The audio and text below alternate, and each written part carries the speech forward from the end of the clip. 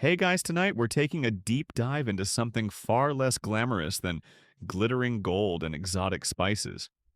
We're talking about the flip side of the legendary Silk Road, the truly miserable journeys that most travelers, traders, and even soldiers endured. Forget your cushy airplane seats and air-conditioned cars. You're about to step into a world where every single mile was a struggle, where survival was a daily gamble, and where comfort was a forgotten luxury. Imagine packing nothing but what you can carry, knowing that your next meal, your next sip of water, and even your next breath could be your last. This isn't just history, it's a stark reminder of what true grit really looks like. And honestly, after hearing this, you'll probably be eternally grateful for modern plumbing and reliable transportation. Seriously, you probably wouldn't survive the first week out there. So, before you get comfortable, take a moment to like the video and subscribe, but only if you genuinely enjoy what I do here.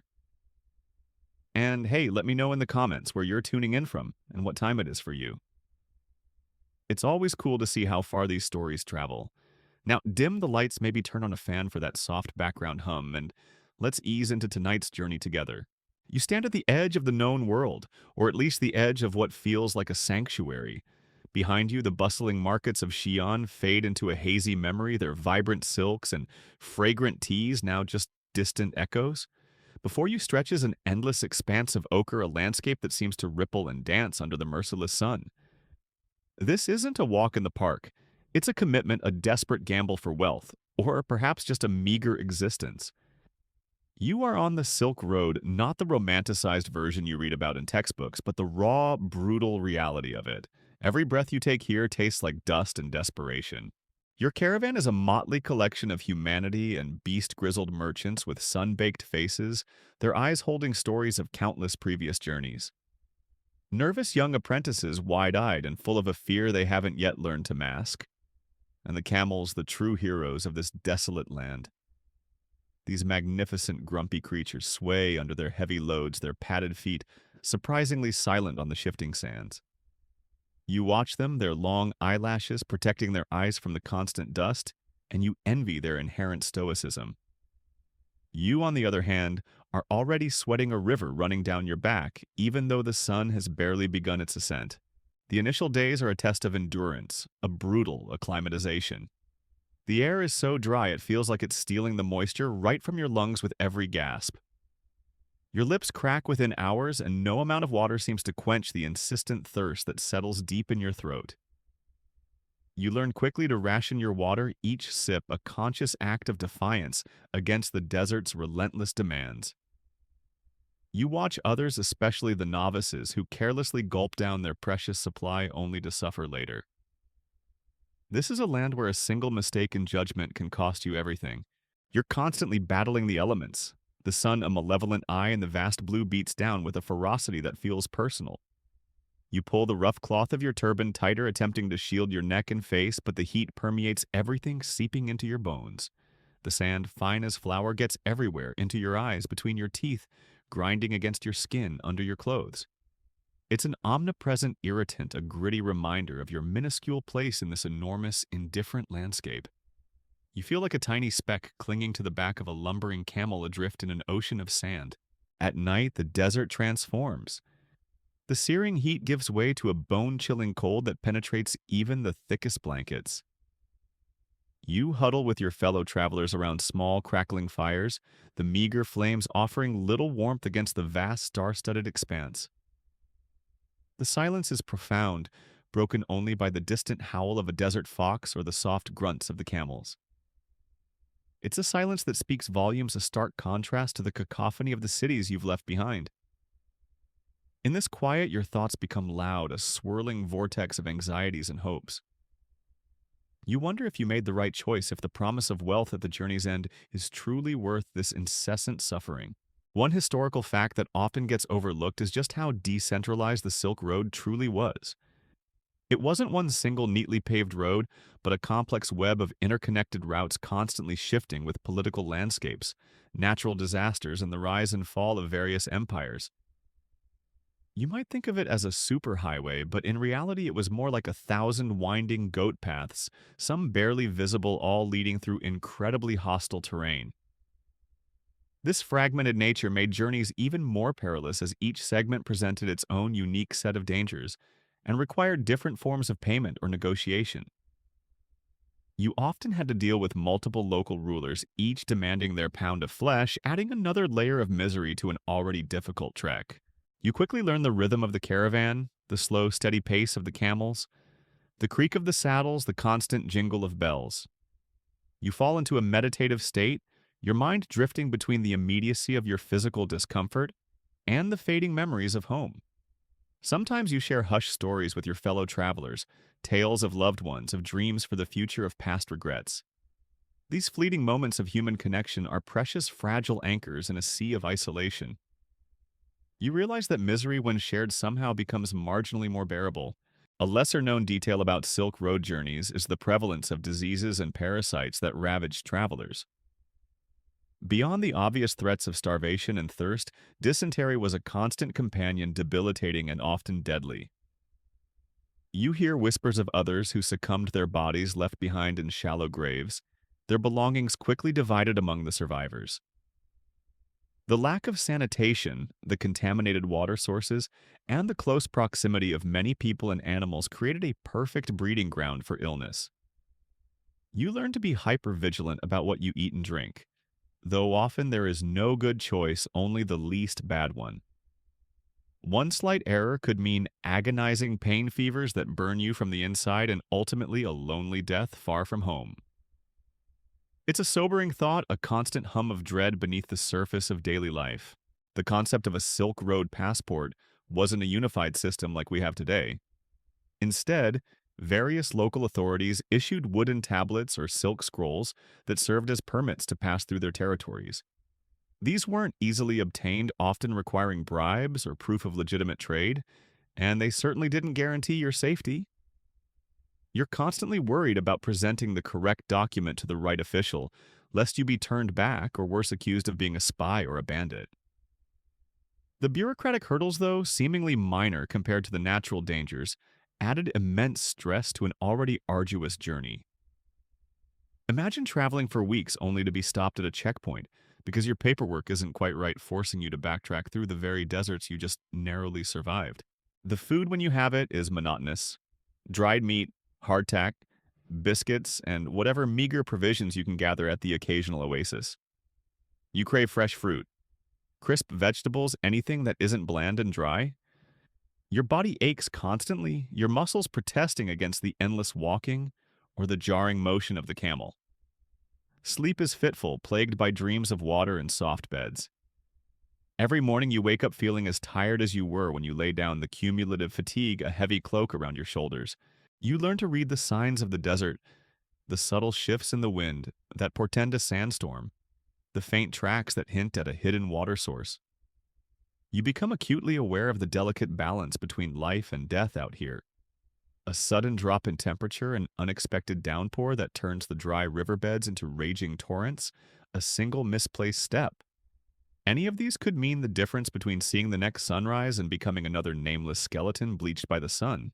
Historians still debate whether the primary motivation for many Silk Road travelers was purely economic, or if a significant number were driven by religious pilgrimage or intellectual curiosity.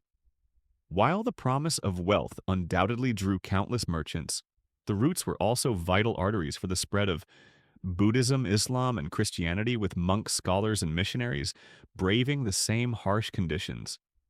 You see the occasional pilgrim, their faces etched with a different kind of determination, their loads lighter in goods but heavier in spiritual devotion. Their presence is a quiet testament to the diverse reasons people dared to traverse these unforgiving lands. Were they truly less miserable buoyed by their faith? Or did their spiritual quest merely add another layer of abstract suffering to their physical torment? You can only wonder as you pass them, your own burdens firmly rooted in the material world. The days blend into weeks, weeks into months. You lose track of time, marking its passage only by the relentless progression of the sun and moon. You become intimately familiar with the patterns of the stars, using them as guides when the terrain offers no discernible landmarks. Your skin is permanently tanned and weathered, your hair matted with dust. You hardly recognize the person staring back at you in the occasional reflection from a still pool of water. This journey is stripping away layers of your former self, leaving behind something tougher, more resilient, but also profoundly weary. You learn to appreciate the smallest comforts, a patch of shade under a scraggly tree, a brief moment when the wind dies down, the shared warmth of a campfire on a freezing night. These fleeting moments are what sustain you, tiny beacons of hope in an otherwise bleak existence. You see people break their spirits, shattered by the relentless hardship, giving up, choosing to lie down and let the desert claim them. You witness acts of incredible kindness and shocking cruelty, a stark reflection of humanity pushed to its limits. The camaraderie among those who survive is profound. You've shared water with strangers, defended each other from unseen threats, and witnessed each other at your most vulnerable. These bonds are forged in the crucible of shared suffering, deeper than any friendship formed in easier times. You might not know their names, their histories, or their destinations, but you know their raw, unvarnished humanity. And in this desolate landscape, that is enough. You've survived the initial onslaught of the desert, the relentless sun, and the pervasive dust. Your skin feels like parchment, your eyes are permanently squinted, and the taste of grit is a constant companion. But just when you thought you understood the Silk Road's misery, the terrain begins to shift. The flat, endless plains give way to a new kind of challenge, one that replaces the suffocating heat with a biting cold and the subtle dangers of the desert with the stark, unforgiving brutality of the mountains. You're entering the high passes, a realm where the air thins, the winds howl, and the very ground beneath your feet can betray you. This new chapter of your journey is defined by ascension. Slowly but surely the ground begins to rise. What started as gentle slopes quickly transform into steep inclines, forcing the camels to grunt and strain under their loads. You dismount, often walking alongside them, your calves burning with the effort. The air grows noticeably cooler, a welcome respite from the searing desert heat, but it carries a new kind of chill, a sharp, dry cold that seeps into your bones. You pull your cloak tighter, grateful for its meager protection, but already you can feel the shift in the atmosphere. This isn't just a change in scenery, it's a change in the fundamental rules of survival. The paths here are treacherous. What little water you encounter is often frozen solid, or worse, flows in icy rivulets that crisscross the narrow winding trails. You pick your way carefully, each step a deliberate act. Loose scree can send rocks tumbling, and a single misstep could send you plummeting down a sheer drop. You see the skeletons of unfortunate animals and sometimes even humans scattered along the more perilous sections. Stark reminders of the price of a moment's carelessness. The majestic beauty of the towering peaks is undeniable, their snow-capped summits piercing the impossibly blue sky, but that beauty is laced with a chilling indifference to human struggle. One of the most immediate and debilitating challenges you face is altitude sickness. As you climb higher, the air thins and breathing becomes a conscious effort. Your head pounds with a dull ache, a constant companion that refuses to dissipate. Your muscles feel heavy, and every movement requires immense exertion. You watch as some of your fellow travelers succumb, their faces pale, their eyes glazed over. Nausea is common, and the slightest exertion can leave you gasping for breath, your lungs burning. There's no easy cure out here, only slow acclimatization, which for some never truly comes. You try to move slowly, conserving your energy, but the relentless pace of the caravan means you can rarely afford to rest. You learn to interpret the subtle signs in your own body, a desperate attempt to avoid succumbing to the invisible enemy of thin air. But the mountains hold more than just natural dangers. This is also the domain of bandits and raiders. The rugged terrain, with its countless hiding spots and narrow defiles, provides perfect ambush points. You travel in larger, more heavily armed caravans, now the fear of attack, a constant low hum beneath the surface of daily life. At night, watches are set, and every rustle in the darkness sends a jolt of adrenaline through your veins. You clench your worn knife, the cold steel a small comfort against the imagined threats lurking just beyond the campfire's feeble light. A surprising detail about these mountain passes is the ingenuity of some local communities in developing unique forms of currency, or barter systems, that were independent of the coins used in the major trading hubs. Sometimes salt or even tea bricks, compressed and durable, served as a medium of exchange, particularly in remote villages where formal coinage was scarce. You occasionally encounter these isolated communities, their dwellings carved into the mountainsides, their faces weathered but wary. Negotiating with them for supplies or passage requires a different set of skills, often relying on trust and mutual need, rather than the cold logic of coin. It's a fascinating glimpse into the microeconomies that thrived independently along the vast network of routes, adding another layer of complexity to the already arduous journey. One particular stretch of the journey through the Pamir Mountains, often referred to as the roof of the world, was notoriously brutal. Imagine ascending to altitudes of over 15,000 feet, where even the hardiest of mountain goats struggle. The cold here is absolute, piercing through layers of clothing. Blizzards can sweep in with terrifying speed, burying trails and stranding entire caravans. You hear stories of travelers who were caught in such storms, their bodies perfectly preserved by the ice-silent monuments to the mountain's power. You try not to dwell on these tales, but they linger at the edges of your awareness, a chilling reminder of your own vulnerability. The landscape itself becomes a psychological torment. The vast, empty vistas, though breathtaking, are also overwhelming. The sheer scale of the mountains makes you feel insignificant, a tiny ant crawling across a giant's back. The solitude can be profound even within a caravan, as each person battles their own internal demons of fear, exhaustion, and loneliness. You learn to find comfort in the steady crunch of your own footsteps, the rhythm of your breath, and the unwavering determination that somehow inexplicably keeps you moving forward. Historians still debate whether the scale of banditry on the Silk Road was truly as rampant as depicted in later historical accounts, or if it was exaggerated by anxious travelers and local authorities for their own purposes. While there's no doubt that attacks occurred particularly in remote and lawless regions, the highly organized, almost romanticized image of large bandit gangs preying on every caravan might be a romanticized fabrication. You, however, don't have the luxury of academic debate. Every shadow seems to hold a threat, every distant sound sends shivers down your spine. The fear is real regardless of its statistical frequency. You learn to sleep with one eye open your hand, never far from your meager defenses. The nights in the mountains are a special kind of hell. The temperature plummets, often well below freezing. You huddle tightly with your companions, sharing what little warmth you can generate. The wind howls like a banshee, tearing at your makeshift shelters, threatening to rip them apart. Sleep is a restless, shivering affair, interrupted by the constant awareness of the biting cold and the unseen dangers of the night. You dream of roaring fires and warm food, only to wake to the stark reality of frozen breath and numb fingers. Sometimes you encounter local guides, stoic and weather-beaten, whose lives have been spent navigating these treacherous passes. They are often invaluable, their knowledge of hidden trails, safe havens, and local customs, literally a matter of life and death. You marvel at their resilience, their ability to survive in a landscape that seems determined to crush you. They teach you tricks for spotting dangerous ice patches, for reading the subtle shifts in wind that foretell a storm, and for finding the most sheltered spots to make camp. You come to respect their quiet wisdom born from generations of hardship. The exhaustion is cumulative. Every muscle in your body aches and your joints feel stiff and unyielding.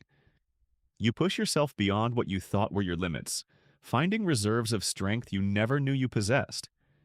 It's a perverse kind of self-discovery where your deepest fears and most primal instincts are laid bare. You discover a grim determination, a stubborn refusal to give in, even when every fiber of your being screams for rest.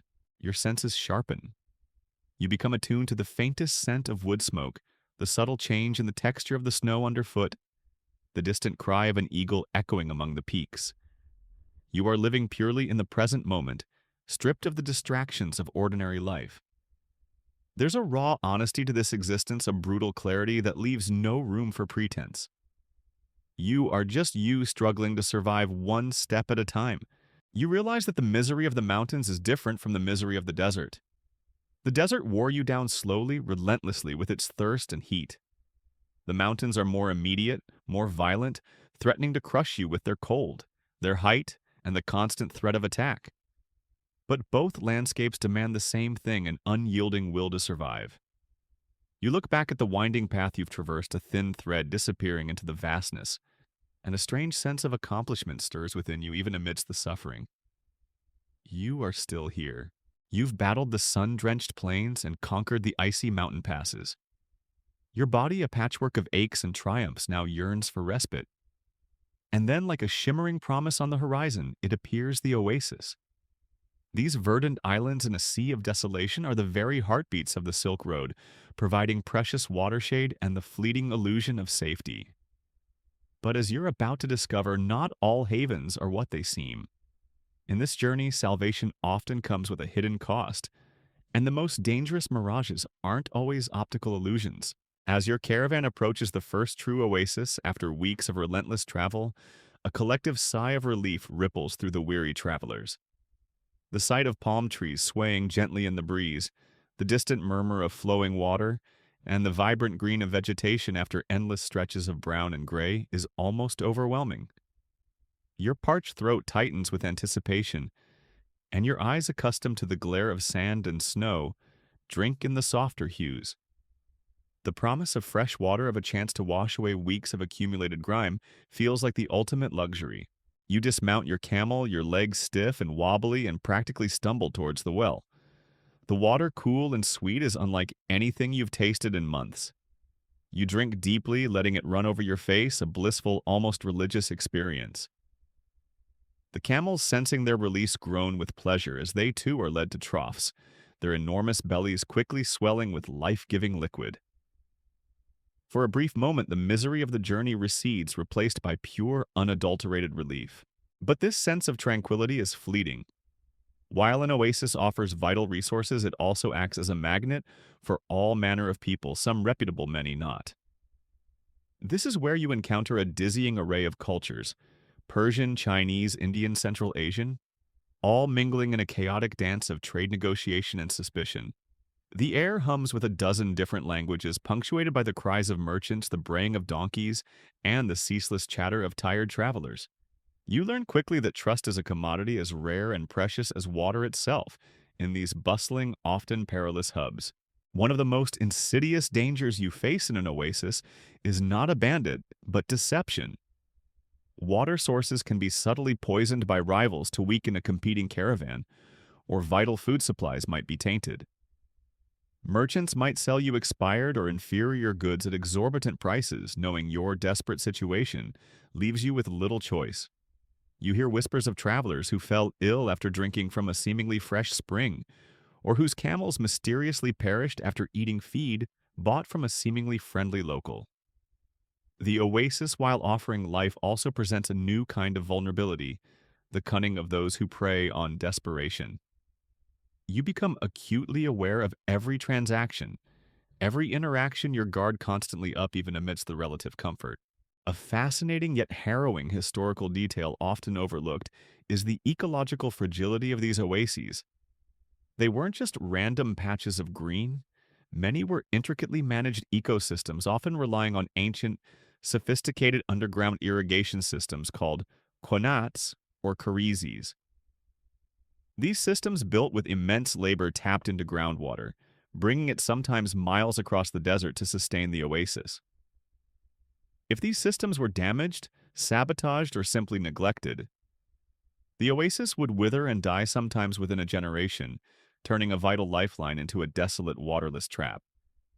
You sometimes see the crumbling remains of such abandoned oases, skeletal fingers of dead palm trees reaching to the sky, a chilling testament to the unforgiving nature of the desert and the delicate balance of human ingenuity.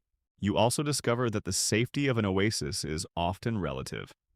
While major oases might have fortifications or garrisons, smaller ones are often little more than exposed wells, offering no real protection from raiding parties that might lie in wait just beyond the palm groves. You learn to choose your resting spots carefully, preferring the center of a bustling encampment over the exposed fringes. Sleep here is lighter, punctuated by the rustle of suspicious footsteps or the distant barking of dogs. You're trading one set of fears for another, the vast emptiness of the desert replaced by the crowded, unpredictable dangers of human interaction. Historians still debate the exact role of local strongmen and petty rulers in the taxation and control of oases. Were they benevolent protectors providing security for caravans in exchange for fair tolls? Or were they opportunistic extortionists preying on vulnerable travelers? You encounter both. Some rulers demand an exorbitant tribute for access to water and safety, their guards menacingly brandishing weapons. Others seem genuinely interested in fostering trade, providing a level of security that makes their tolls feel justified. The arbitrary nature of these encounters adds another layer of stress to your journey. You learn to gauge the temperament of each new ruler, a delicate dance of diplomacy and feigned humility to ensure your caravan's safe passage. The trade here is fierce. You might be exchanging your precious silks or spices for local goods like dates, dried fruits, or sturdy leather. Haggling is not just a custom, it's a necessity. Every coin saved is a day extended, another meal ensured.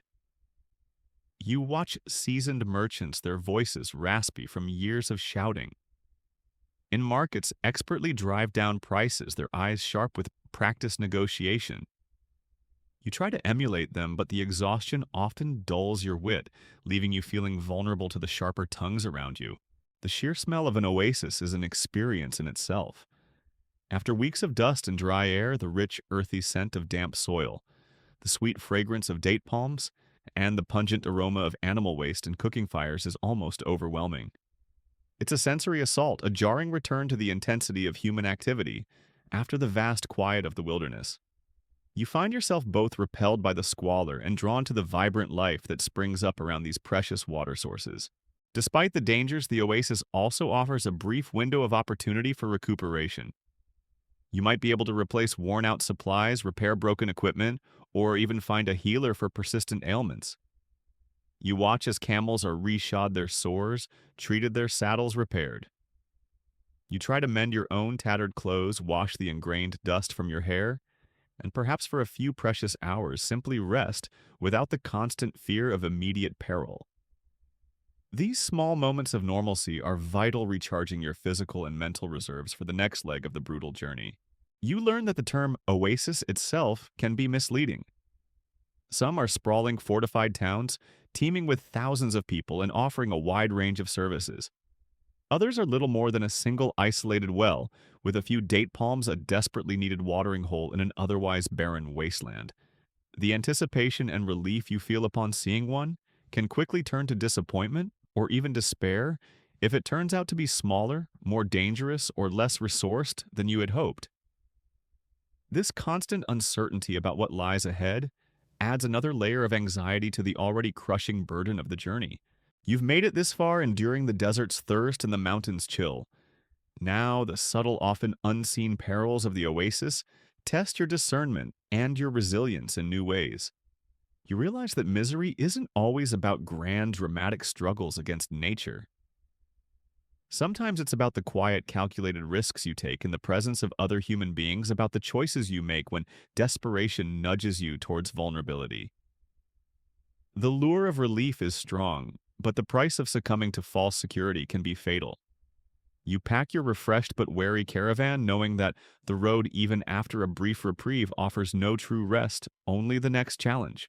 You've navigated the desert's parched embrace, scaled the chilling heights of mountain passes, and cautiously rested in the often deceptive oases. Just when you begin to feel a faint sense of mastery over the visible perils of the Silk Road, you're confronted by an enemy, far more insidious one, that travels not by foot or hoof, but on the very air you breathe, carried by the very trade that defines this ancient network. You are about to face the unseen enemy plagues and diseases that swept across continents, leaving destruction in their wake, turning bustling trade hubs into ghost towns, and transforming a treacherous journey into a desperate race against an invisible killer. As you venture further along the ancient routes, you begin to notice subtle, unsettling changes. The usual vibrant chatter in small settlements grows muted. Fewer people linger in the marketplaces, their faces etched with a new kind of fear that isn't about bandits or natural disasters. A pervasive silence hangs in the air, broken only by the mournful cries of those suffering or the hushed whispers of the fearful. This isn't the familiar silence of the vast wilderness. It's the chilling hush of a town holding its breath, waiting for the inevitable. Then you see the signs with your own eyes, the telltale swellings in the armpits or groin, the dark blotches on the skin, the feverish eyes, and the desperate rattling coughs. This is the Black Death, or some equally devastating plague sweeping through the populations along the trade routes like a phantom scythe. It is the ultimate misery, a silent killer that distinguishes not between rich merchant or poor porter seasoned traveler or wide-eyed novice. You see entire families succumb within days, their bodies quickly piled outside their homes, awaiting hurried, often anonymous burials. The fear is palpable, a thick blanket that suffocates hope. You avoid eye contact, pull your scarf higher over your nose and mouth, and try to keep your distance from others, even your own companions.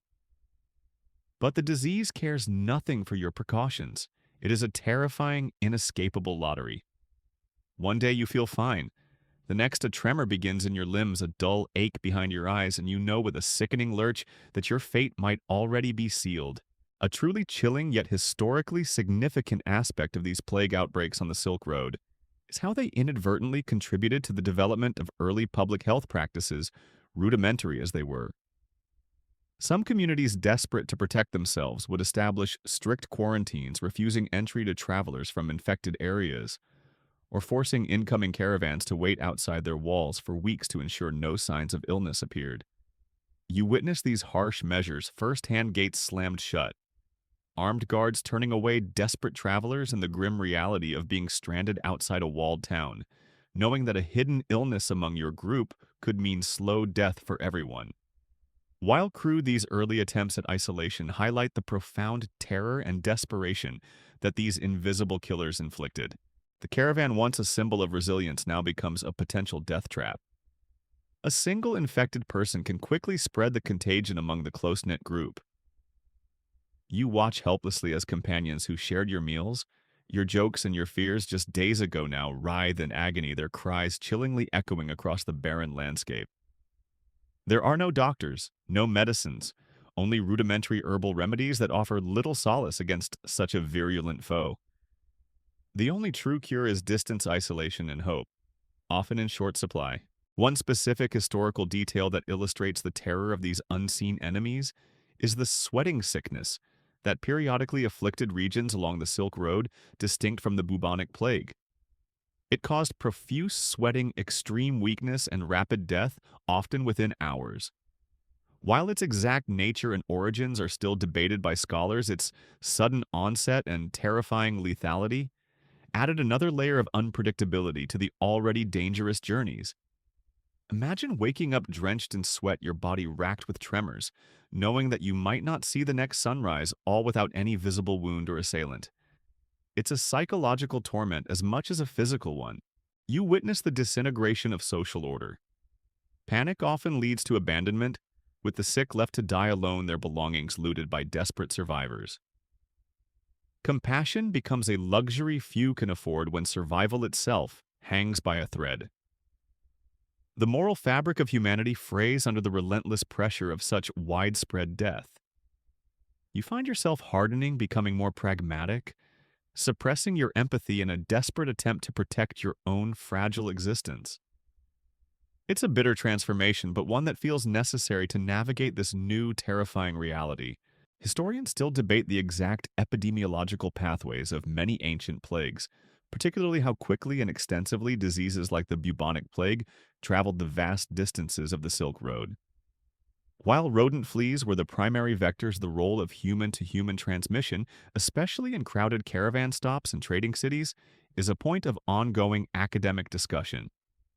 Was it the goods themselves, the fleas hidden in the bundles of silk and spice, or simply the constant movement of infected people that truly propelled these pandemics across continents? You caught in the midst of it don't care about the academic nuances. You only care about the burning fever, the shortness of breath, the chilling knowledge that every new person you encounter might be carrying your death sentence. The journey becomes a race against time. You try to bypass infected settlements, taking longer, more dangerous detours through less traveled terrain, desperately hoping to outrun the plague's invisible tendrils. The traditional rules of the road, finding the safest route, stopping at established oases, are thrown out the window. Now the goal is simply to survive to reach an uninfected area, no matter the cost in extra travel or increased exposure to other dangers. This adds another layer of profound misery, the constant internal debate between the known dangers of the environment and the unseen omnipresent threat of disease. Your immune system, weakened by months of malnutrition, exhaustion, and exposure, offers little defense. Every cough, every sneeze from a fellow traveler sends a jolt of fear through your body. You develop a morbid fascination with your own health, constantly checking for the telltale signs, touching your forehead for fever, feeling for swollen glands. This obsessive self-monitoring adds to the mental burden of the journey, turning your own body into a source of constant anxiety. The smell of death becomes as familiar as the smell of dust. The sickly sweet scent of decay, the acrid odor of burning bodies and communal pyres, hangs heavy in the air in infected areas.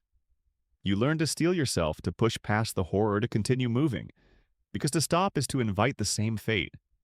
The silence of deserted towns once bustling with life is perhaps the most chilling reminder of the plague's devastating power. Despite the overwhelming despair, you occasionally witness acts of incredible self-sacrifice and courage. A parent refusing to abandon their sick child, a healer tirelessly working despite the risk, a lone survivor trying to bury the dead to prevent further spread. These brief flashes of humanity amidst the widespread terror are like tiny embers in a vast darkness, reminding you of the enduring spirit that sometimes, against all odds, rises above the crushing weight of misery. But such instances are rare, often overshadowed by the sheer scale of suffering. You realize that of all the miseries you've faced on the Silk Road, the thirst, the cold, the bandits, the invisible enemy of disease is the most terrifying. You can fight a bandit, find water in the desert, or shelter from a storm. But how do you fight something you cannot see, cannot touch, and that can reduce a vibrant community to silence in a matter of days?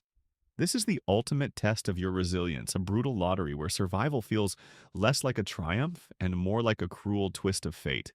You face the sun's scorching wrath, the mountains' biting cold, the deceptive calm of oases, and the terrifying sweep of unseen plagues. Each leg of your journey has been a test of survival against nature's fury and disease's invisible hand. But now you enter a realm where the challenges are distinctly human, where every interaction is a negotiation, and where your very livelihood hinges on cunning patience and a bit of luck. You are now fully immersed in the heart of trading troubles, the cutthroat economics of the Silk Road, where goods, greed, and grime intertwine in a perpetual struggle for profit and survival. As your caravan approaches the larger trading cities, the air thickens with a cacophony of sounds, the insistent shouts of hawkers, the rhythmic clanging of blacksmiths, the distant cries of market animals, and the babble of countless languages. The smells are just as overwhelming, exotic spices mingling with the stench of animal dung, unwashed bodies, and stale food. This isn't the desolate quiet of the desert or the stark silence of the mountains. It's a sensory assault, a jarring return to the intensity of human ambition. Your primary goal now is to sell your goods, the silks, the ceramics, the precious metals that you've painstakingly transported across unimaginable distances. But this is no simple transaction. The markets of the Silk Road are brutal arenas where prices fluctuate, wildly driven by supply-demand and the whims of powerful merchants and local authorities. You quickly realize that the value of your goods isn't inherent. It's dictated by 1,000 unseen forces and sometimes by sheer desperation. Haggling is an art form, a dance of feigned indifference and calculated urgency. You watch master traders, their faces impassive, slowly wear down their opponents, squeezing out every last copper coin. Your own voice, hoarse from the journey, struggles to assert itself amidst the clamor. You try to hide the exhaustion in your eyes, the desperation in your posture, knowing that any sign of weakness will be exploited. Every transaction feels like a battle, and sometimes you walk away feeling more defeated than victorious, even with the sale. A fascinating yet problematic aspect of this trade was the fluctuation in currency values across different regions. What was considered a valuable coin in one empire might be worthless or heavily debased just a few hundred miles away. You're constantly grappling with different weights measures and exchange rates, often relying on the honesty of local money changers who might or might not be trustworthy. Imagine finally arriving at a bustling market only to find that the silver coins you've risked your life for are deemed to be of inferior quality and are accepted only at a fraction of their supposed value. This inherent instability added a significant layer of financial risk to every journey, turning even successful trade into a potential loss. You also encounter the vast network of middlemen brokers and tax collectors. Every step of the trading process seems to involve another person demanding a cut. There are gate taxes to enter the city market, taxes to set up your stall, protection fees to keep your goods from being stolen, and sometimes even goodwill payments to ensure smooth transactions.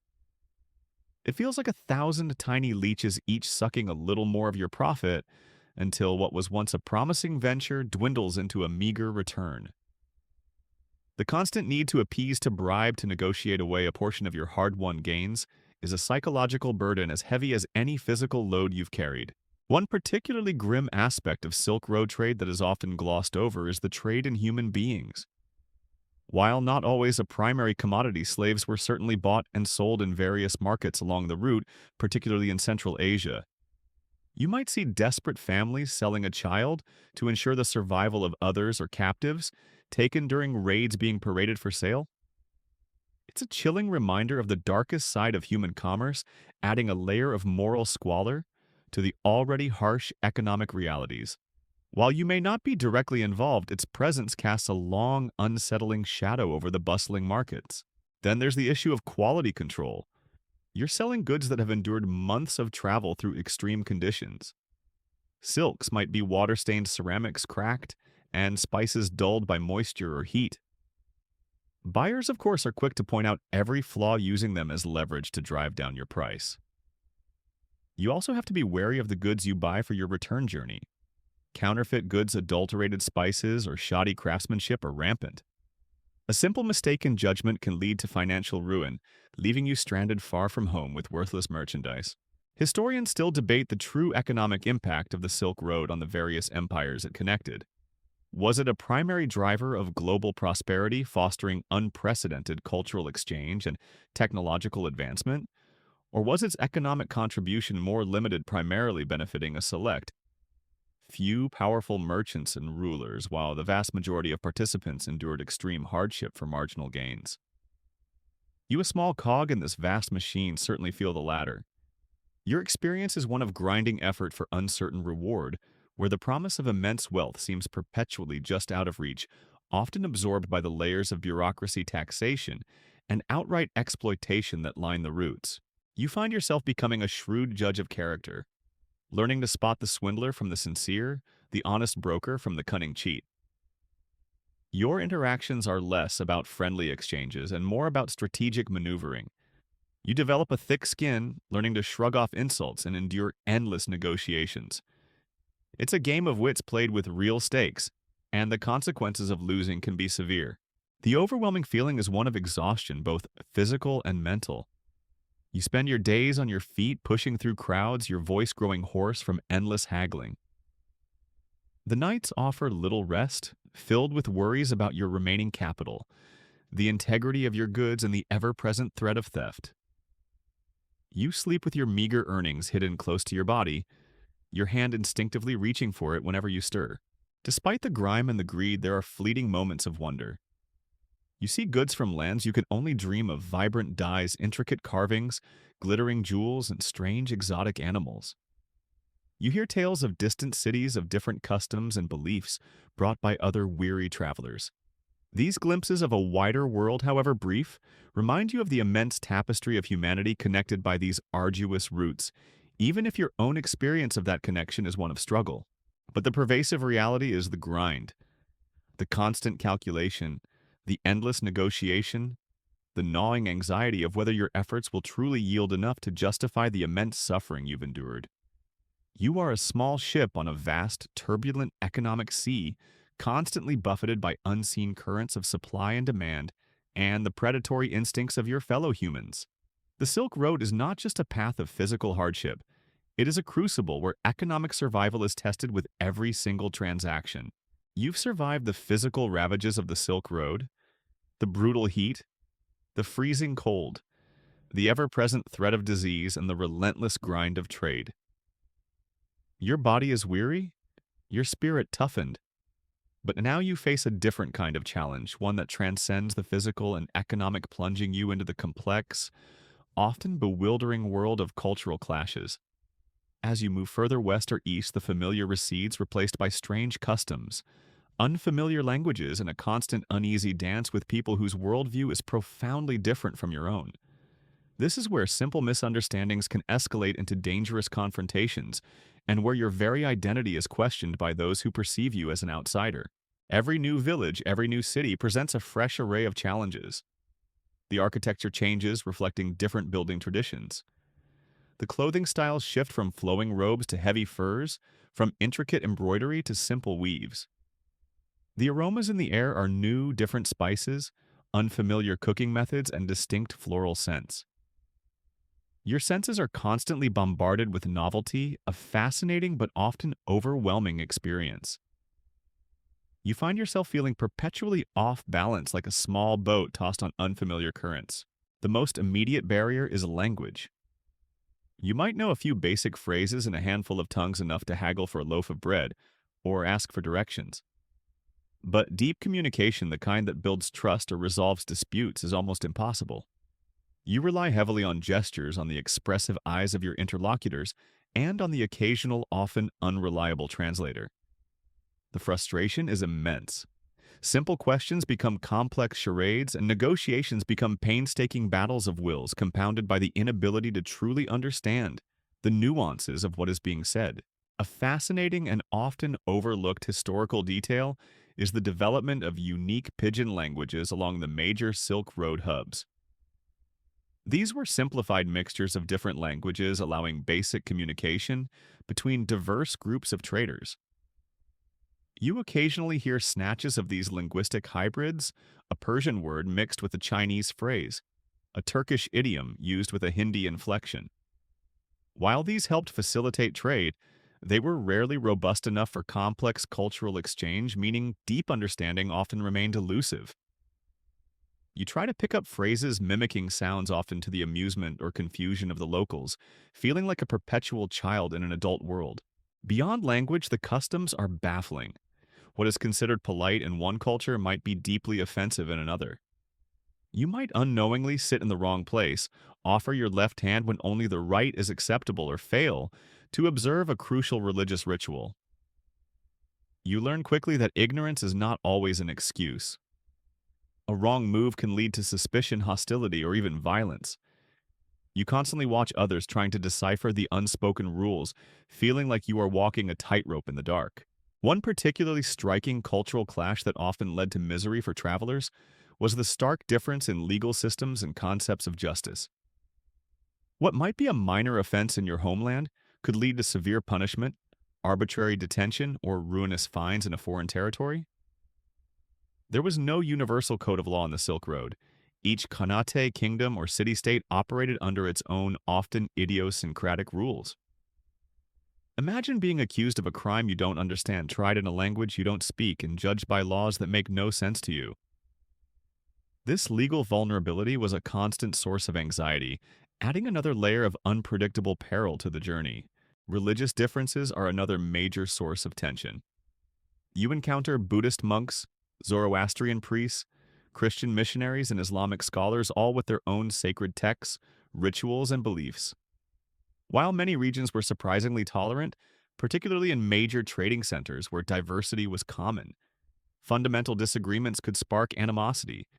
You learn to be discreet about your own faith, avoiding open displays that might offend or provoke. The last thing you need is to become entangled in a religious dispute in a foreign land, far from any protection. Historians still debate the extent to which cultural exchange along the Silk Road fostered genuine mutual understanding versus merely superficial interactions driven by economic necessity. While goods technologies and even religious ideas certainly flowed between East and West, did the average merchant truly grasp the nuances of the cultures they briefly encountered, or did they simply see them as sources of profit or potential danger? You feel this question acutely. You trade with people, you even share food and campfires, but a deep connection. A true bridging of cultural divides feels rare and difficult amidst the constant anxieties of survival and profit. You often feel like an alien observing rather than truly participating. The food itself, while a basic necessity, can be another source of cultural discomfort. You encounter dishes made with ingredients you've never seen prepared in ways that are alien to your palate. While some are delicious, others are challenging. Strange textures, unfamiliar spices, or simply a lack of the comforting flavors of home. You sometimes eat simply to survive, pushing down the aversion, knowing that hunger is a far worse misery than a strange meal. Even simple gestures can be fraught with danger. A smile might be misinterpreted as mockery, a direct gaze as disrespect. The concept of personal space varies wildly, leading to awkward encounters in crowded markets.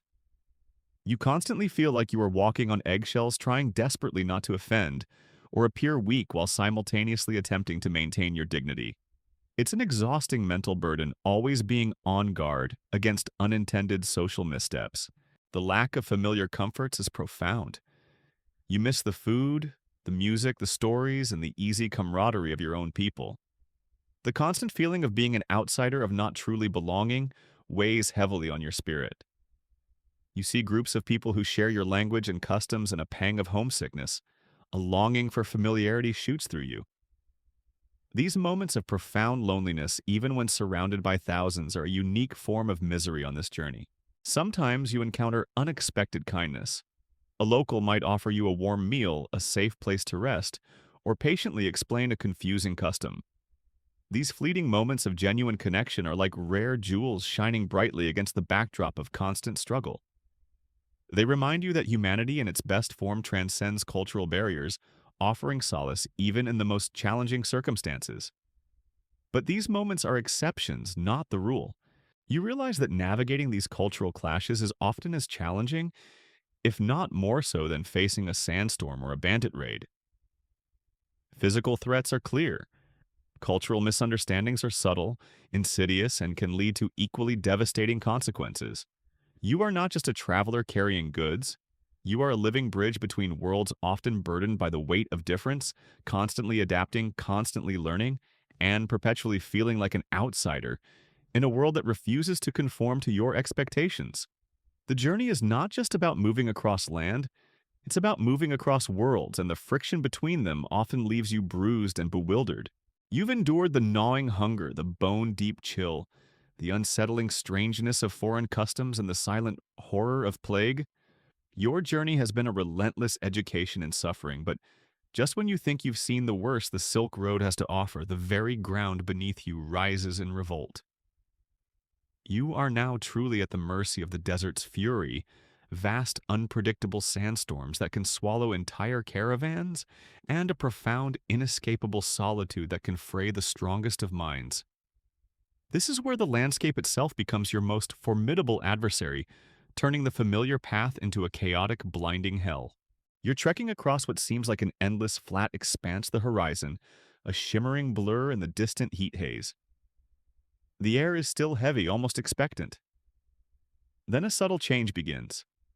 The wind, which had been a gentle whisper, starts to pick up, carrying fine grains of sand that sting your exposed skin. The sky, once a brilliant, unforgiving blue, takes on a yellowish tint, a sickly, ominous glow that spreads rapidly. A murmur of unease ripples through the caravan. The experienced guides quicken their pace, their faces grim. You know what's coming. Within minutes, the distant yellow haze transforms into a towering, churning wall of brown.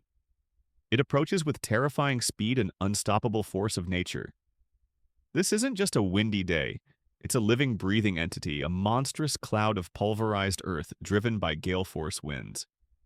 The roar of the storm grows louder, a terrifying crescendo that drowns out all other sounds.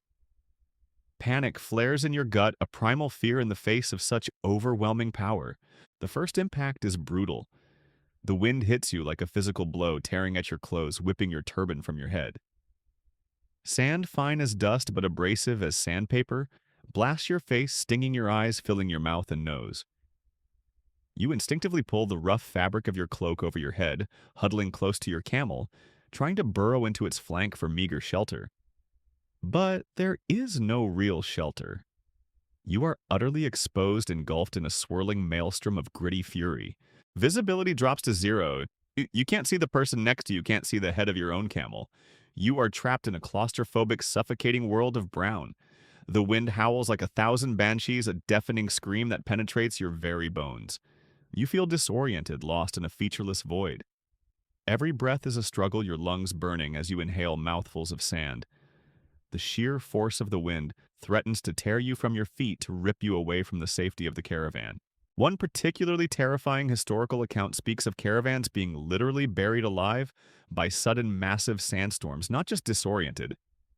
These aren't just minor inconveniences, they were life-ending events. Imagine the sheer terror of being slowly entombed, the sand piling up around you, pressing down as the air grows thinner and thinner. While many stories might be exaggerated, the underlying truth is that these storms were forces of pure destruction, capable of erasing all trace of a journey. You cling desperately to the tether rope, your only link to the rest of the caravan, praying it doesn't snap. The camels, usually so stoic, are clearly distressed. They instinctively turn their backs to the wind, lowering their heads, their long eyelashes, doing little to protect their eyes from the relentless assault.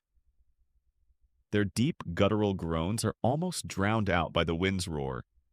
You feel their immense bodies shuddering against the force, and you can only hope they have the strength to remain upright. If a camel goes down in a sandstorm, it's often the end for both beast and human. The duration of these storms is maddeningly unpredictable. They can last for hours or even days, turning the world into a continuous nightmare of grit and noise. Time loses all meaning. You exist in a state of heightened panic and utter exhaustion, your entire being focused on simply enduring. Your throat is raw, your eyes are inflamed, and every inch of your skin feels abraded. Water, precious as it is, quickly becomes tainted with sand, making every sip feel like a penance. A less commonly discussed consequence of severe sandstorms was the psychological toll of isolation and disorientation. Beyond the immediate physical dangers, being trapped for days in a blinding, howling vortex could induce profound psychosis. Travelers would become convinced they were utterly alone, their minds fabricating mirages or sounds that weren't there. This wasn't just physical misery, it was a mental one, chipping away at sanity. You feel this isolation keenly, even with others nearby. The storm makes you deaf and blind to them, creating a profound, terrifying solitude. When finally the wind begins to subside, it does so slowly, reluctantly. The roar softens to a howl, then a moan, then a whisper. The light, still filtered and dim, gradually returns. You slowly, cautiously lift your head, blinking sand from your eyes. The world that emerges from the storm is utterly transformed. Dunes have shifted, creating new landscapes, burying old landmarks. What was once a clear path is now an unrecognizable expanse of rippled sand. The silence that follows the storm is almost as unsettling as the storm itself. It's a deep, profound quiet broken only by the ragged breathing of the survivors and the soft creak of shifting sand. You look around at your fellow travelers, their faces caked with dust, their eyes wide with relief and residual terror. The caravan is scattered, some camels having wandered off, some loads lost. The sheer effort of finding the way of regrouping adds another layer of misery to your already exhausted state. Historians still debate the frequency and scale of these truly catastrophic sandstorms. While local dust storms were common, the overwhelming burying type that could wipe out a large caravan might have been rarer than legend suggests. However, the fear of such an event was undoubtedly pervasive and very real for every traveler. This fear shaped routes, forced larger caravan sizes, and contributed immensely to the psychological burden of traversing the deserts. For you in the thick of it, statistics offer no comfort. The memory of that blinding, suffocating chaos will forever be etched into your mind. The aftermath of a major sandstorm is a landscape of profound desolation and unpredictable danger. Water sources might be buried, crucial waypoints obliterated. You're forced to rely on the instinct and experience of your guides, who use subtle signs, the direction of ancient wind-sculpted rock formations, the faint taste of salt in the air to reorient the caravan. Every step is uncertain, every direction a gamble. The solitude, even after the storm has passed, is a heavy cloak. The desert stretches endlessly vast and empty under a sky that feels impossibly distant. You are acutely aware of your own insignificance, a tiny speck against the immense, indifferent backdrop of nature. This profound loneliness, this feeling of being utterly alone in a boundless world, can be more harrowing than any physical discomfort. It gnaws at your spirit, making you question your purpose, your sanity. You've learned that the desert isn't just a place of heat and thirst. It's a living, breathing entity that can rise up and consume you whole. The sandstorm is its ultimate weapon, a demonstration of its raw, untamed power. And even when the storm subsides, the solitude it leaves behind the vast, empty expanse continues to test your mental fortitude. You continue to move your steps heavy with sand and exhaustion, forever haunted by the memory of the swirling brown chaos that threatened to claim you. You face the land's relentless fury, the sun, the mountains, the diseases, the sandstorms, and the intricate web of human deceit. Your body bears the scars of countless trials, and your mind is etched with the memories of profound misery. But the Silk Road, as you're about to discover, is not confined to the dusty terrestrial paths you've struggled upon. It stretches beyond the horizons you've known, venturing into a realm equally treacherous, equally unforgiving, and often far more mysterious.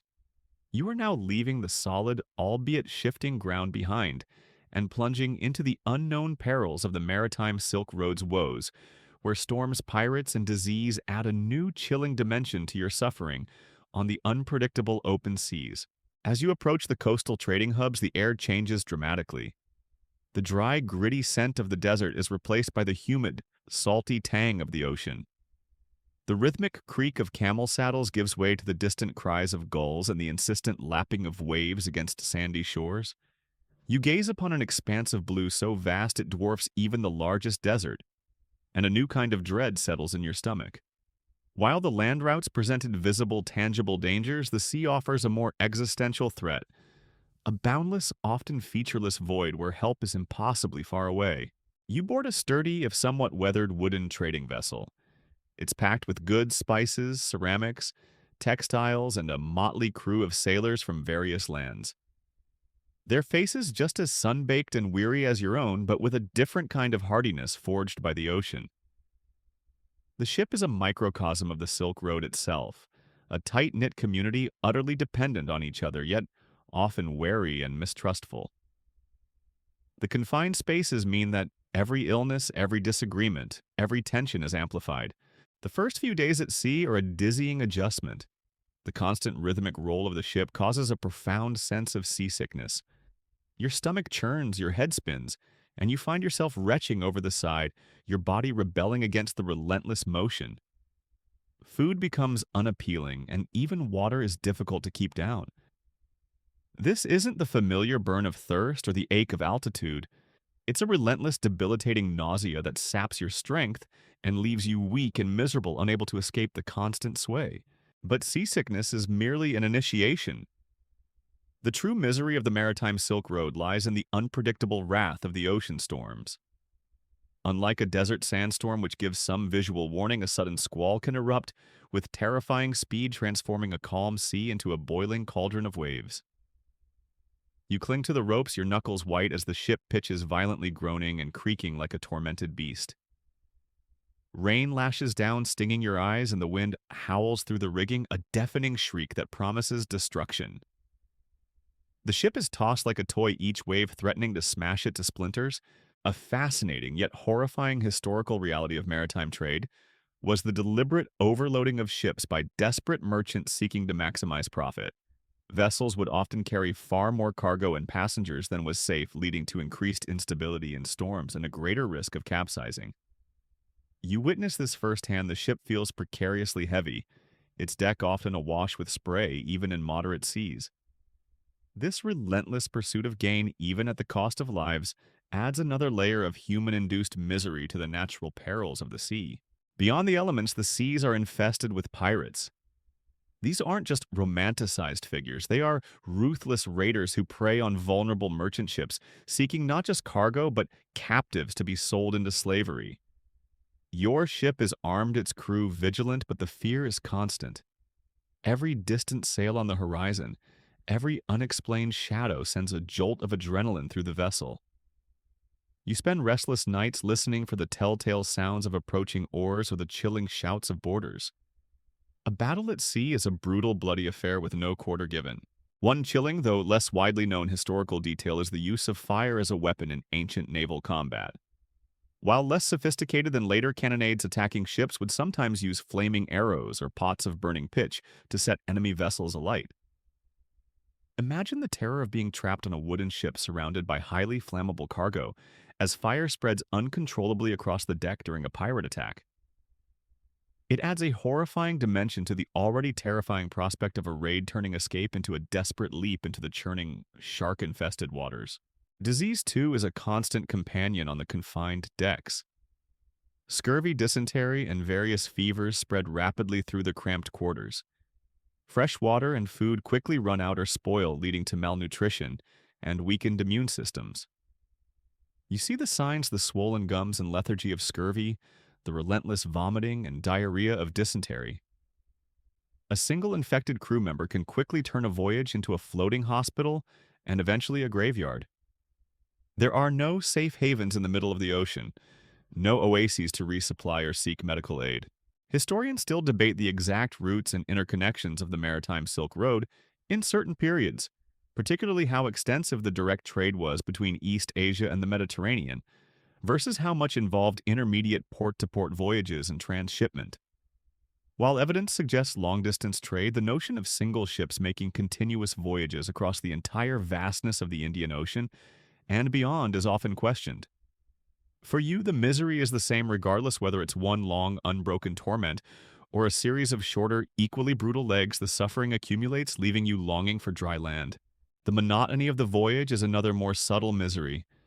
Days blend into weeks, weeks into months, marked only by the rising and setting of the sun over an endless expanse of water. There's little to do but watch the waves mend sails or endlessly bail out bilge water.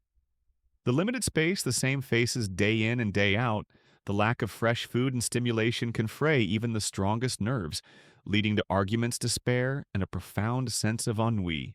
You become intimately familiar with the sounds of the ship: the creak of the timbers, the slap of waves against the hull, the flap of the sails, the shouted commands of the captain.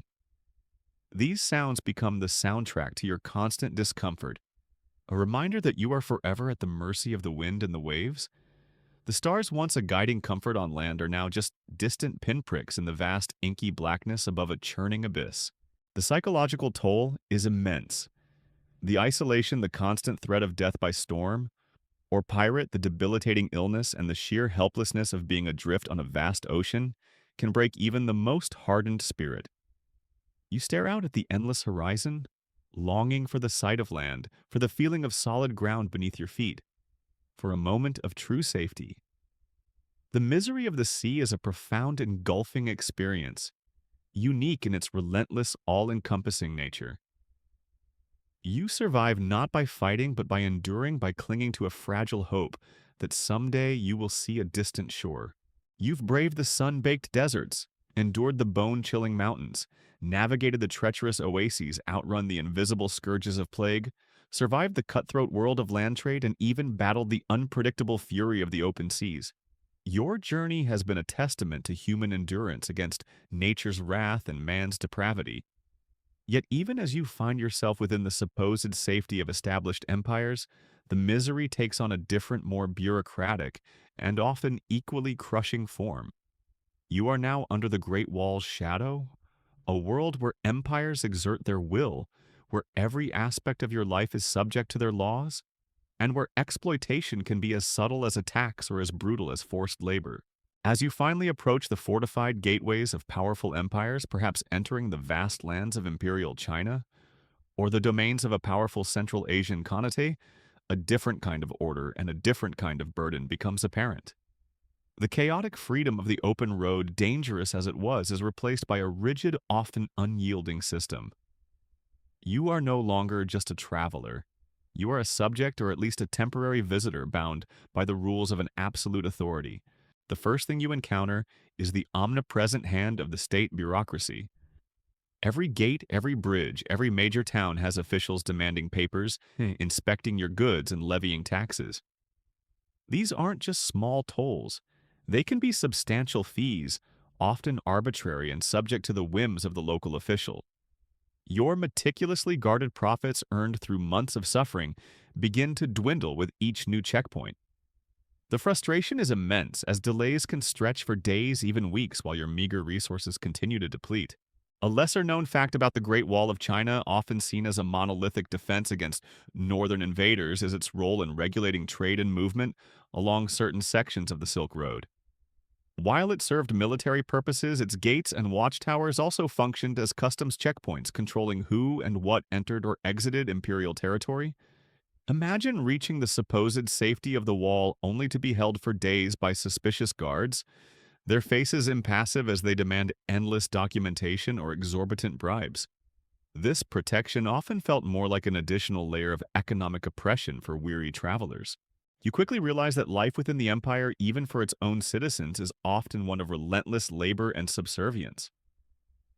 You see vast projects underway, canals being dug, roads being built, and of course the monumental construction or maintenance of fortifications like sections of the Great Wall itself. These projects are often fueled by forced labor, drawing countless peasants and even captured peoples into arduous, often deadly work. You witness men and women toiling under the watchful eyes of stern overseers, their bodies bent under heavy loads, their faces vacant with exhaustion. The scale of human effort, often for grand imperial ambitions, is staggering and heartbreaking.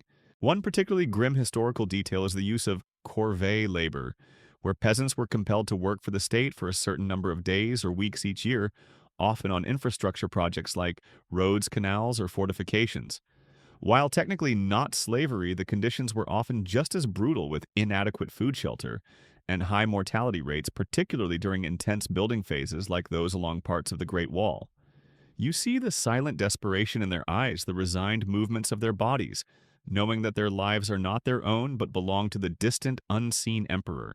Justice within the empire is swift and often brutal, serving the interests of the state. Petty theft can lead to severe corporal punishment, and dissent is met with extreme prejudice. You see public floggings, summary executions, and the constant presence of armed soldiers ensuring compliance. The fear of state power replaces the fear of bandits. Here the threat is omnipresent, institutionalized, and often inescapable. You learn to keep your head down, to speak only when spoken to, and to never ever question authority. Historians still debate the true effectiveness of the Great Wall in preventing invasions versus its symbolic and internal control functions. While it clearly served as a barrier, large armies still found ways to circumvent or breach it. Many scholars argue that its primary purpose was not just defense against nomads, but also to regulate trade, enforce state control, and even project an image of imperial power and order. For you, an exhausted traveler, it feels less like a shield and more like an enormous, unyielding cage dictating your movements and extracting its dues at every turn. The markets within these imperial cities, while teeming with goods, are also tightly controlled. Prices might be fixed by state decree, guilds might monopolize certain trades, and corruption can be rampant. You're no longer just haggling with another merchant. You're often negotiating with someone backed by official power, leaving you with little leverage. The sense of being a small fish in a very large, often predatory pond is overwhelming. Your dream of becoming wealthy here seems to fade into the endless layers of imperial extraction. Even the brief moments of respite are tinged with anxiety. While you might find better food, more comfortable lodging, and even access to services you've longed for, the constant surveillance, the ubiquitous presence of officials, and the rigid social hierarchy prevent true relaxation. You are always aware that your actions are being watched, that your words might be overheard, and that any deviation from the accepted norms could have severe consequences. The sheer scale of these empires can be overwhelming. The vastness of the capital cities, the immense populations, the seemingly endless ranks of soldiers, and the intricate bureaucracy all contribute to a feeling of being a minuscule cog in a colossal, indifferent machine. Your personal struggles feel insignificant against the backdrop of imperial ambition and power. This can lead to a profound sense of helplessness, a new form of misery where your individual agency is largely non-existent. You reflect on the contrasting miseries. The open road offered dangers you could see and perhaps outwit. The desert had its storms, the mountains their cold, the pirates their attacks. But here the misery is systemic, embedded in the very fabric of society. It's the slow grind of taxation, the arbitrary power of officials, the constant threat of forced labor, and the crushing weight of an unfeeling state. You realize that freedom, even dangerous freedom, has a value you never truly appreciated until it was gone. As you finally navigate your way out of the imperial heartlands and prepare for the next leg of your journey, you carry with you not just your goods, but a profound understanding of the various ways power can manifest misery. The Great Wall. A symbol of strength and order also casts a long shadow of exploitation and control, a reminder that human suffering is not always found in the wilderness but often just as profoundly within the very structures of civilization.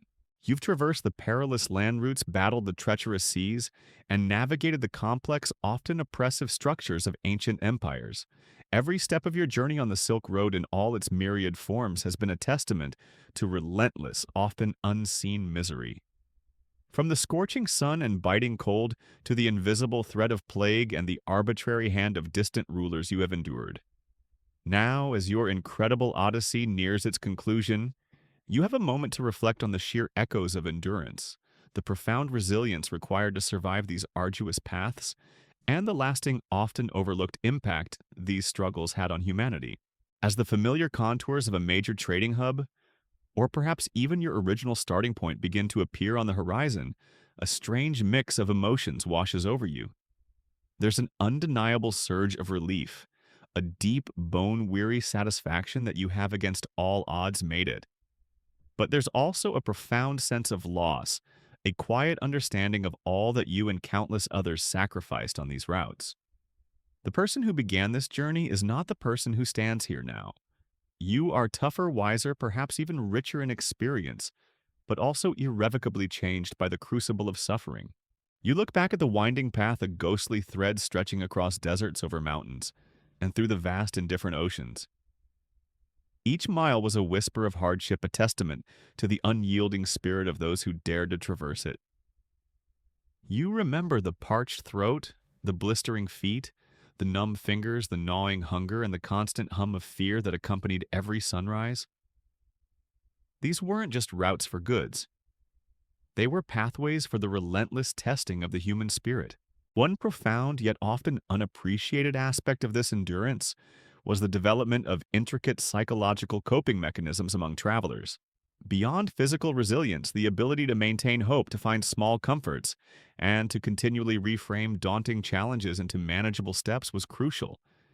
Travelers would tell stories, sing songs, or simply find solace in the rhythm of their own breathing, to ward off despair and madness in the face of endless monotony or acute terror. You recall the times you found yourself mentally escaping, picturing loved ones, or dreaming of future comforts just to keep going for another hour or another day. You consider the staggering human cost. How many nameless individuals perished on these routes, their stories lost to the shifting sands or swallowed by the waves? The Silk Road was built not just on trade, but on countless acts of individual courage, desperation, and sacrifice. Every silk garment, every precious spice, every piece of jade that made its way across continents carried with it the unspoken history of incredible hardship. A striking yet seldom highlighted historical fact is the demographic impact of the Silk Road's miseries on local populations, not just the travelers. The constant influx of people and goods while bringing prosperity also brought new diseases, sometimes devastating indigenous populations who had no immunity. Moreover, the demands for resources, labor, and protection for these trade routes often placed immense burdens on the settled communities along the way, contributing to their own forms of quiet misery. The benefits of the Silk Road were rarely evenly distributed. The legacy of these miserable journeys, however, is not just one of suffering. It is also a legacy of unparalleled human connection. Despite the cultural clashes and economic exploitation ideas, technologies, religions, and art flowed alongside the caravans and ships shaping civilizations far beyond their points of origin. The very misery you experienced was in a strange way the engine of global transformation. The challenges forced ingenuity, fostered resilience, and inadvertently built bridges between disparate worlds. Historians still debate the long-term implications of these arduous journeys on the overall human psyche and societal development. Did the constant struggle foster a greater appreciation for peace and stability? Or did it normalize hardship and exploitation? Did the resilience honed on these routes contribute to future human innovation? Or did the sheer scale of suffering simply drain generations of their vitality? You don't have the answers, but you feel the weight of these questions within your own weary bones.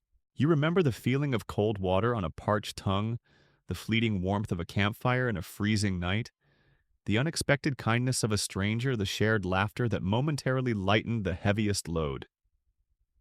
These tiny moments of relief amplified by the surrounding misery are etched into your memory perhaps more vividly than the suffering itself. They are the small embers of humanity that glow brightest in the darkest times. The Silk Road in all its brutal glory was a testament to the fact that humanity, when faced with overwhelming odds, often finds a way to endure. It's a reminder that progress, often romanticized as a smooth, inevitable march forward, is frequently born from immense struggle and sacrifice. You are living proof of that endurance, a survivor of a grand, miserable, and utterly transformative journey. As the sun dips below the horizon, painting the sky in hues of orange and purple, you can almost hear the faint echoes of footsteps, the distant creak of saddles, the mournful cries of gulls, and the silent prayers of countless travelers who came before and after you. They are the unseen companions of your journey, their shared misery binding you to a legacy of incredible resilience. The wind whispers through the ancient city gates, carrying with it the scent of distant lands and forgotten journeys. You close your eyes, letting the sounds and smells wash over you. The road has tested you, refined you, and in its brutal way taught you the true meaning of survival. Now the journey is done. The stories are told.